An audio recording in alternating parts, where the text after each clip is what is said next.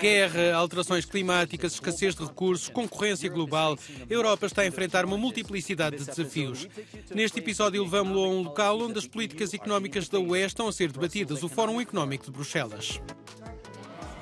Entrevistamos decisores de toda a Europa para saber como a União Europeia pode moldar as suas políticas digitais, ecológicas e económicas, assegurando simultaneamente a proteção dos seus trabalhadores, indústrias e consumidores.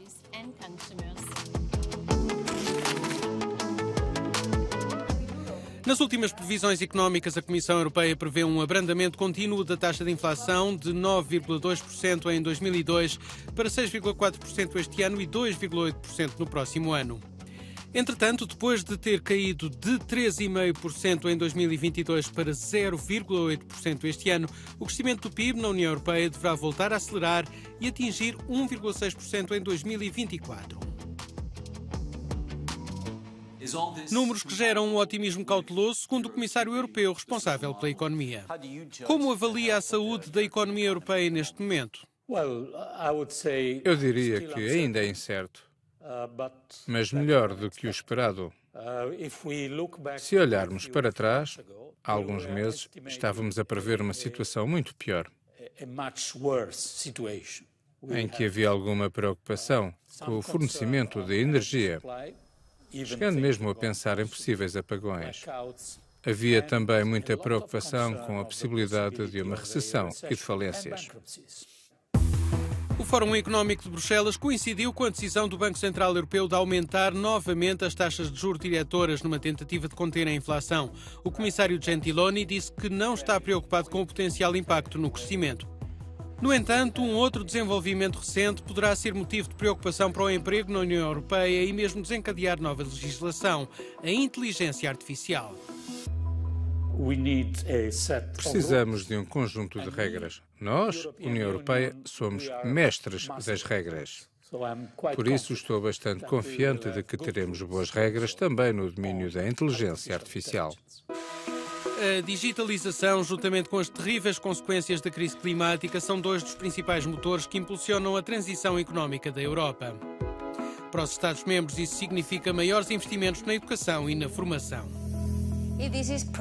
Este é provavelmente um dos principais desafios que temos pela frente. Como garantir que estamos a liderar estas transições, a dupla transformação digital e verde que estamos a liderar de um ponto de vista tecnológico. Os setores que estão a revelar-se mais dinâmicos na criação de emprego estão ligados às novas tecnologias, às tecnologias da informação, à ciência, à investigação, à saúde. E isto mostra que a transformação estrutural da economia espanhola está em curso. Estamos a investir cerca de 4 mil milhões de euros dos fundos Next Generation EU para apoiar um programa muito ambicioso de competências digitais. Isto para garantir que as nossas escolas e as nossas universidades, mas também os mais velhos, tenham acesso a essas competências que vão ser essenciais. Apesar de uma taxa de desemprego de apenas 6%, um quinto da população da União Europeia continua em risco de pobreza ou exclusão social. A crise do custo de vida e o aumento das desigualdades estão a alimentar a agitação social e a desconfiança na política. Para este professor de economia, a Europa precisa de repensar as fontes de receitas públicas e começar a tributar os ricos. Quase todos os grupos sociais na UE, em cada Estado-membro, pagam muitos impostos, porque temos um modelo social que se baseia em níveis significativos de tributação.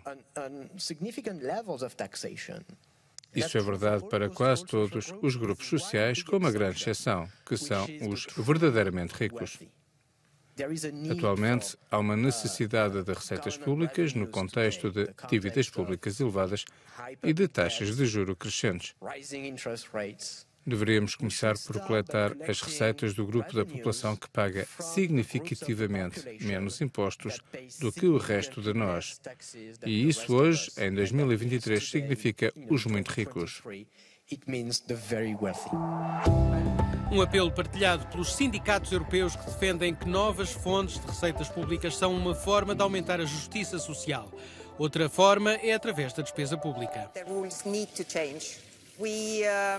As regras têm de mudar. Pensamos que manter este nível rígido de 3% de déficit não é de forma alguma conducente à despesa pública e aos investimentos, porque continua a limitar o que os governos podem fazer.